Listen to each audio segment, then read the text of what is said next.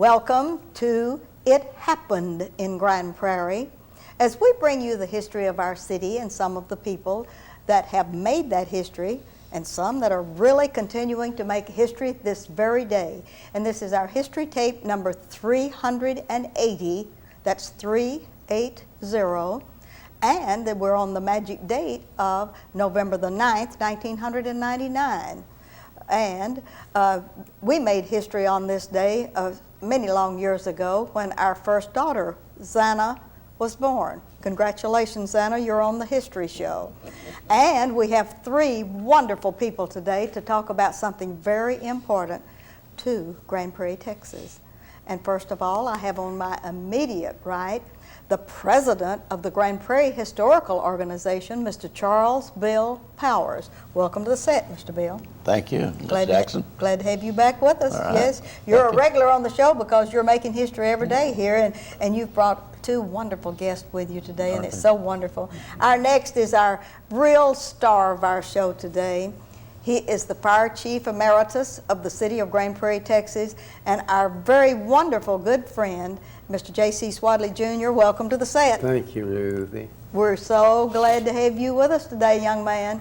And we have, as a very special guest today, sitting in for the Chief. Chief Nelson could not be with us from the Grand Prairie Fire Department, but we have the Assistant Chief, and that is Chief Harmon, and we are really delighted to have you with us. Nice to be here. And filling in at the last minute, I know it's exciting, and you're going to really add to our show, we know, because we have some wonderful news to tell the viewing audience, if they hadn't already read it in the paper, haven't we? Oh, always. All right. Mr. Charles Bill Powers, as a longtime Grand Prairiean that moved away and then comes back and has his finger in the pie of so many historical happenings, would you set us straight on the Grand Prairie Fire Department? Would you like to tell us anything about when it started, in your opinion, when your love affair with the fire department started? Well, I know J.C. will have the right answer. Yes, he's going to. About 1912. Well, I want your time that you became acquainted with it, when your dad, you and your dad. 1925. In 1925. 1925. Okay. And give us your dad's name. Thomas Daniel Powers, Jr. Thomas Daniel Powers, Jr. Right. Okay. He was 35 years with the Grand Prairie Fire Department before he died. All right. And then I was mascot following J.C.'s brother, Carl Page Swadley. All right. For the fire department for several years. And yes, and that was when you were a young thing. Yes. Teenager. Young teenager. Learning to, learn to love the fire department. Fire department. No, it's, as I told you earlier, fire department was a very center part of our life in Grand Prairie in the 30s and the early 40s because there was not TV, Yes. We did have a picture show, but church and the family and fire department was sort of the whole life of our household. I see. And so we enjoyed it always. And was your dad a volunteer with the fire department? He was a volunteer fireman for 35 years. For 35 years. And was he one of the ones that helped to build the American LaFrance number 12 in 1938? Was he in? It's a 39 Ford. It's a 39 Ford? Right. 1939 Ford. He painted it, and I messed it up, and then had to repaint it. But I was there for all that And you time. all helped build that? Well, Uncle Bill and Uncle Jake, who were the names I knew. Yes. They also happened to name Swadley, but yeah. Uncle Jake and Uncle Bill built it, and Daddy painted it in the shop there and back behind the fire department. Well, in your particular love affair with the fire department and doing all this historical research, has your Grand Prairie Historical Organization ever featured the fire department yet in any of your news releases or anything? Yes, we've done a little on the fire department. We haven't done what I'd call a real complete study and put. And you're together. getting ready to do that, aren't you? We want to do that. We want to do that of several different avenues, and that's it gets me started. And then, of course, when you get through, you don't have it all done. Yes. Let me tell you a little story about the 39 Ford, because you're going to bring it up later. Is that when I think it was after I was on city council that we sold the 39 Ford to Maybank Maybank, Texas. And so I didn't have any money at that time, but then when I finally got some money, I started chasing it down. I went to Maybank, Springs, I don't know what the other towns down there. Everybody said they sold it here and here, and I went to all the fire departments. Couldn't find it, and I have me a fire truck that I bought from the city of Irving. Yeah. And I have it in the warehouse, and I take it out for a parade, and I bring it back, and you have my '39 Ford sitting right next to my fire truck. Yes, I've got it sitting right up there in that warehouse. And after you had chased it all of these years, it was just miraculously passed on to us. But we're going to let you rest a minute, and we're going to talk to J.C. about some of the good things. Now, J.C., when did you actually first realize that the fire department was important to you? 1931. In 1931? I was 18 years old. All right. And prior to that, the fire trucks were stored in my dad's garage, and they would have me to wipe the dust off of them and look after them when I get them from school. And I enjoyed it. Yes. So that really got me started. All right. Did you go to school here in Grand Prairie, Texas? I sure did. All right. You're going to tell me what year you graduated? Honey, I'm sorry I didn't. It was during the Depression, and I was in the 10th grade. And I stopped school and went to work for WPA. Yes. $100. We needed to do that back in those days, didn't we? I sure did. But Sure you did. were a gopher up through the 10th grade. That's right. We're going to give you A+ for that. Thank you. Oh, that is wonderful. Thank And then your dad, how did your dad get started? They met one evening in 1917. All right. He and Jesse Small and John Stubbs met and on the depot platform had asked the citizens to help them make a fire department or firemen, and when they finally got the name of the merchants and one thing and another, they had 12 men. Okay. That in 1917 it was, in the fire department they was interested in it.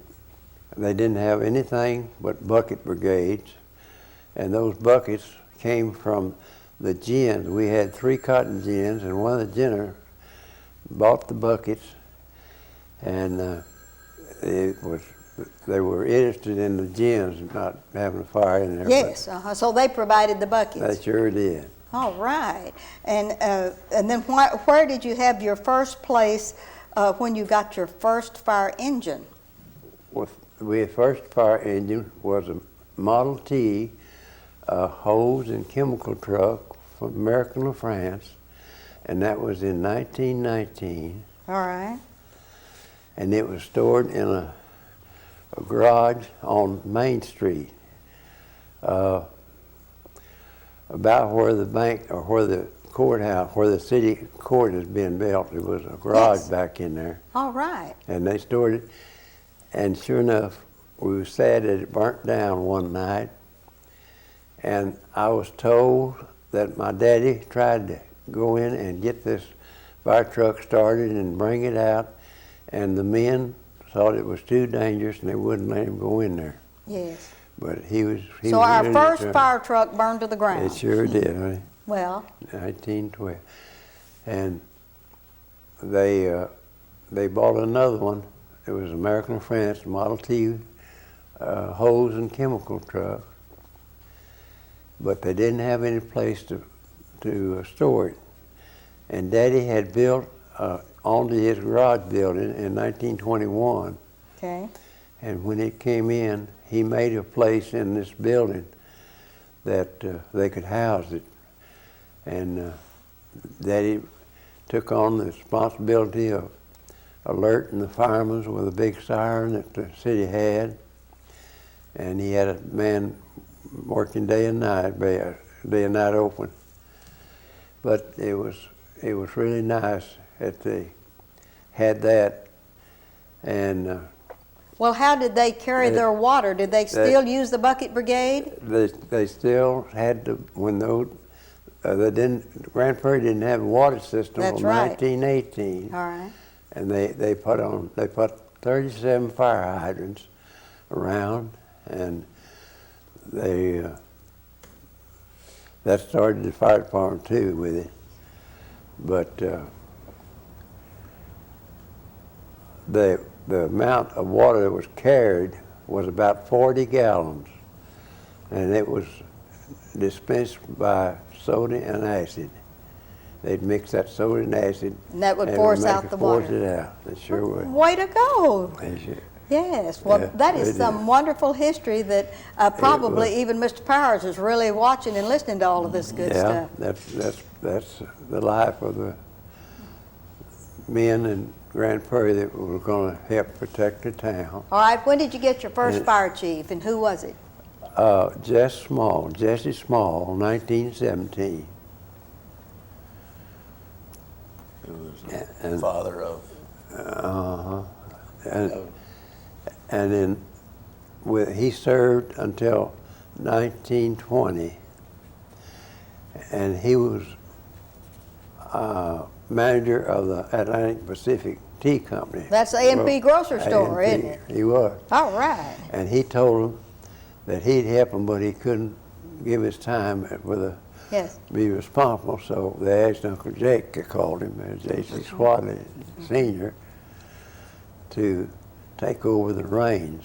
All right, when did your dad take over the brains? 1920 or 21? 1920. 1920, It sure was. when Uncle Jake got in there. And that meant you were in there wiping down that fire engine and all the other I good was- stuff. I And how was- long did he serve as chief? There were 3 other men that were elected by the men of the department there till,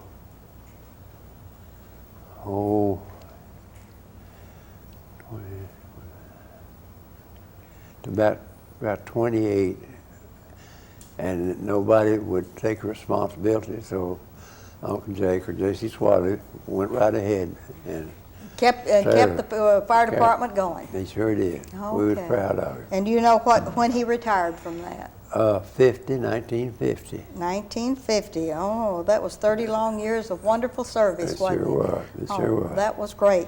And when did you become a paid fireman in the Grand Prairie Fire Department? In 1945, 1945. I was appointed or hired by the city, and I was paid $125 a month, and I was really proud of it. All right, and what was your title? I was assistant chief for a long All years. right, with them. okay. I helped instruct and train men. I even had your daddy for an auxiliary fireman and trained him. You bet. And it was getting ready for the war and everything. Yeah. Well, we sure did. You took everything you could get to train them then, That's didn't you? right. It sure was. Okay. And when did you become the chief? In 1950. In 1950, you became the chief. Yeah. All right. Dean Dolly, our city manager, called me and All right. said, "Will you take this chief job?" I told him, "Yeah, I'll be." Yes. And And then you retired in what year? 61. In 1961. And in 1999, something exciting happened according to the city council's action. And what did they do for you, JC? And we're going to have our assistant chief talk about that in just a minute. I had the great honor, and it was worth all of my years of trying to protect our city. They named the fire station after me, Now, what fire station? the number one station. Number one station, yes. They did, and that was an honor. Yes. I sure did. And I was grateful, and I said, well, I don't know what to say, but I was certainly welcome to Yes, and what it was. when our show ends today, we have a picture, a little photograph that we took at the city council that night of your coming up the steps with all of these past fire chiefs That's behind you right. and with all of the hierarchy in the fire department there. That's And they right. brought you up to the mayor, and the mayor presented you with this information. Wasn't that exciting? It was. It just.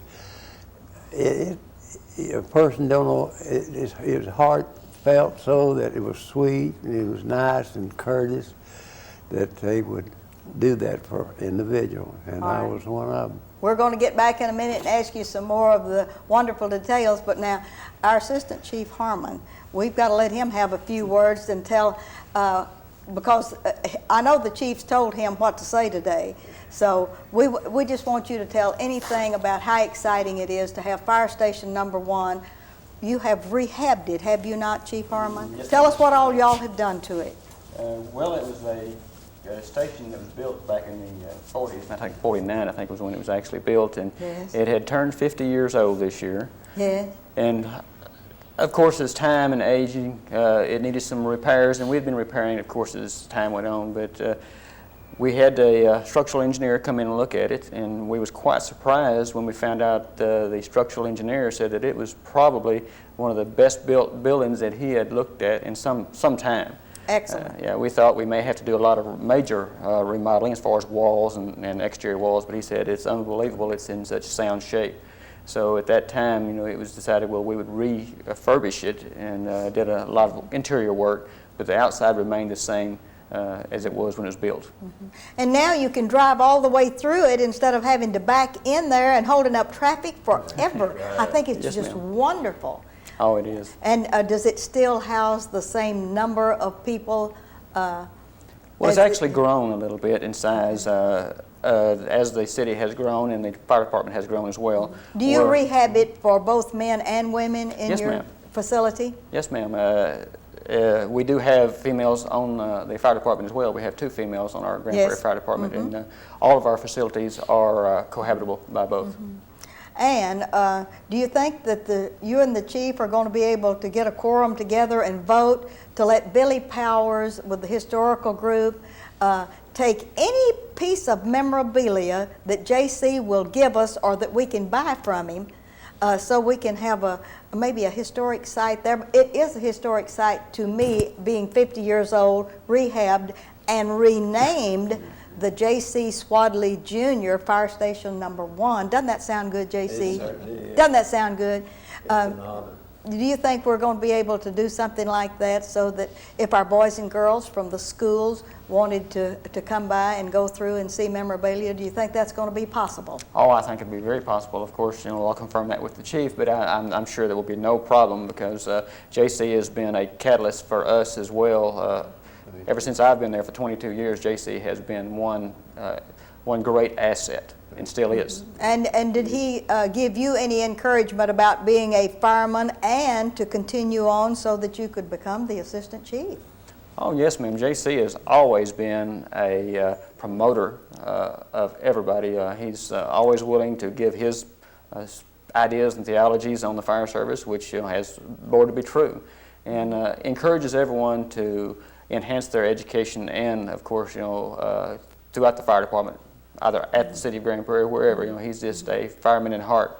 Did you just get a new fire engine or a new fire piece of equipment? Yes, ma'am. Matter of fact, Tuesday of last week. All right, let's tell us about that. Well, that delivered our engine number 9, which is going in Station 9, built All out right, in the far all right. south part of Grand Prairie. Where do you have it right now? It's at J.C. Swadley Fire Station number 1. Oh, is that the one you went down and petted this morning? Oh, I rubbed it all around. Oh, my. I saw it the other day in the station, and I was going somewhere, and I said, I got to see what that is in there. Oh, yes. But his men were doing a wonderful job this morning, loading the new truck with a new engine with hose and things, and they were taking very good care of it. I was Yes. there with them.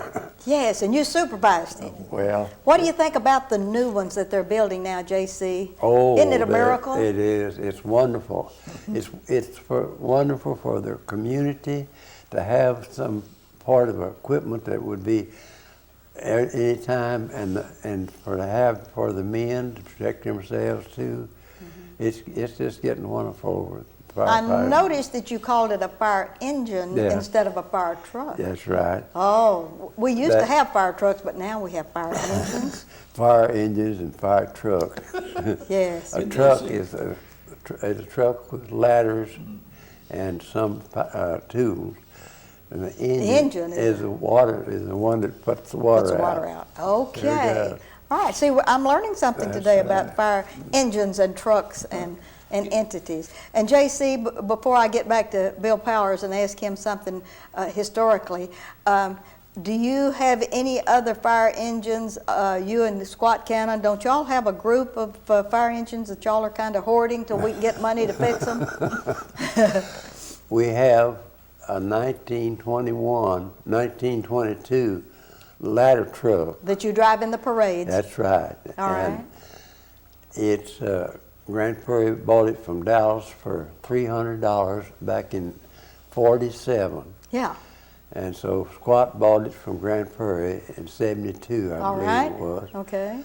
And we have your 35 Ford that was given to you and the city in the storage building. That belongs to the volunteer firemen. Volunteer firemen, Yes, yeah. it does.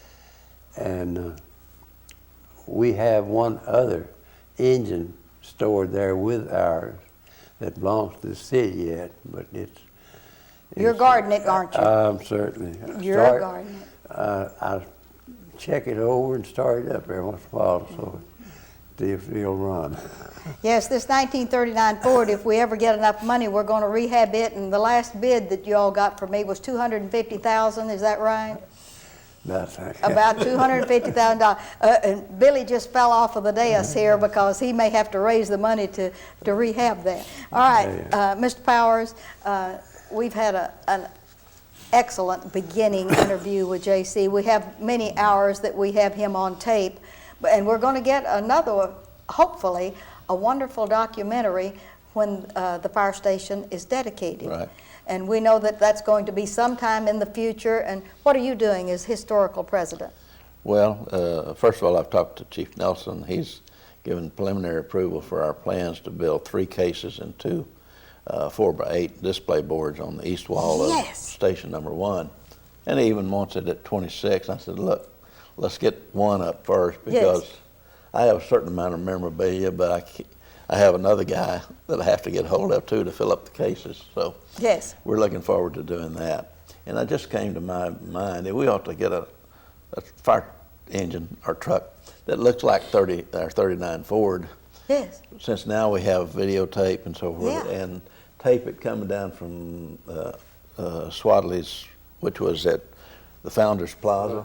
Is that, is that what they call Yeah. it? When they come out of there, they come out with a driver and maybe somebody else, but usually it's a driver, and it came through town. It picked up the firemen. That's right. Oh, it picked it up. Oh, No, that's where they came, because they hop on the back, and that's the way you got on the fire truck was to grab on the hop on. tailboard. Yes. And that was great fun. oh, that was great fun. Before you, Henry Huggins used to be manager for the 8 million P. Yes. And he'd come out of that building putting his apron up around him so he could get on that truck. It Yes. was a sight, but he was a good man To go with you as a give his volunteer time. fireman. We ought to reenact that, though, for Yeah, our we- memorabilia. Yes, we should. Yeah. For the time when we dedicate the station, we ought to have a dry run of, Right. of that. Oh, There's a that's great good. picture I have of 1948-49 Yeah. of the fire department. Yeah. And it has That's Uncle right. Jake and all the fire department. And Uncle Jake had a little old Coupe. Ford Coupe as a chief's car. Yes. It was a And cute they- car. It was delightful. The men painted it for him. Yeah. I think your dad painted it. But yeah, he would mosey around with that Oh. coupe. That was great. You know, I'd like to say this and to in regards to my dad. Now, we lived on 2nd and College Street, and that would be about 6 blocks from his building. And one night, the alarm went off, and I was going to go with him. He was running. He didn't have an automobile to go in. He'd run up 6 blocks, and he outrun me, and I got like hurt. But I thought of that many times, how he could run 6 blocks to that. And did you know that where your home was located there across from the school, it is now the site of the fire department executive offices. That's right. Their administration offices are located on that very corner where the house that you grew up in was located. You're sure right. And isn't that amazing how things turn around for us? Good. If you Bill? got time on your... Yes. We have Here, about here. 3 minutes, I believe. You get Tracy to 2 minutes. tell you about the radios we got. Oh, about, what, yeah. 1949, 50? Yeah. Because I had one, you turn it on, and it pages when the alarm went off. That Oh, was it did. a modern thing. Y'all sure were getting uptown The then. Seropnis Club, Mrs. Miller was president, and Byron Suzanne was very, very good in electronics. Yes, he was. And he made a home receiver for all the volunteers. And that helped us done away with the big siren. We could just call them and talk to them, tell them we got a fire. That is wonderful. Oh, We were uptown. We sure were. I served with Byron Suzanne on the Civil Defense Commission That's for right. many, many years. Yes, That's I did. right. He was And right. you have a son that is a fireman, Mr. Yes, Bill. I have We one. have 1 minute. You better tell his name. Yeah, I was on the phone. I need to say that I was on his department for 5 years. And All right. He couldn't get me trained, so Yeah. I have a 16, 17-year fireman in Austin. In Austin. And his he's a- name? Gregory B. Powers. All right, okay. And he teaches at A&M fire use and all of the Well, good stuff. A couple of years he's done that. JC, you have spawned so much interest from the years that you have given to the fire department here in Grand Prairie, Texas. If we had a finger to point to every person that you affected their lives, whether it was fighting a fire in their behalf or encouraging young people along, it's just been miraculous for you Thank to you. have been Thank you, Miss Ruth. been a wonderful person here in the city of Grand Prairie. We want to salute you with this beginning interview, and we're going to continue this documentary when we dedicate, and we're going to send Assistant Chief Harmon back to really get things stirred up. Say, Chief Nelson, let's move this thing along. We got to get going. And I want to thank y'all for being here today. Enjoyed It's it. been Thank a you. delightful interview, and we want to thank Assistant Chief Harmon for being here with us, because he's been part of history just today. That's right. And this is Ruthie Jackson reminding you that history is as we live and do.